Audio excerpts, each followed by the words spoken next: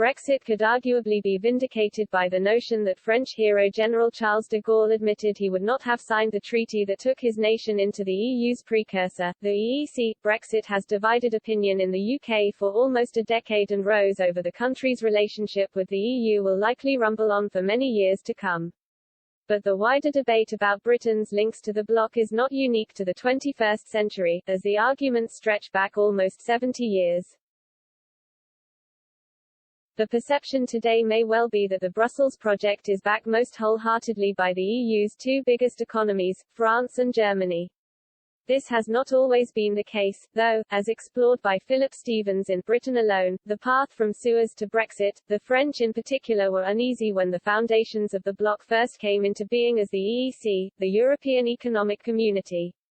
The Financial Times journalist writes, while the impulse towards Franco-German rapprochement was powerful, it was far from inevitable that European integration would take the form that finally emerged.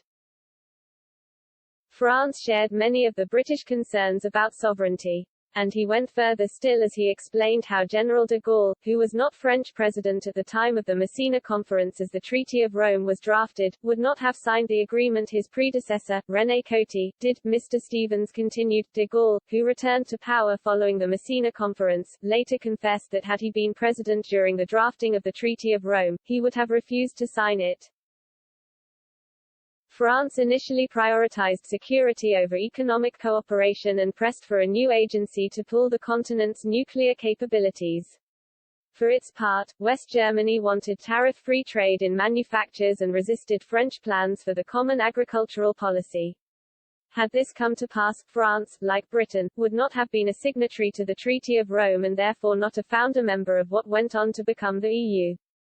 Mr. Stevens' point highlights the fragility of history and how, with the small matter of France having a different leader in the mid-50s, the face of Britain and Europe as we know it could be fundamentally different.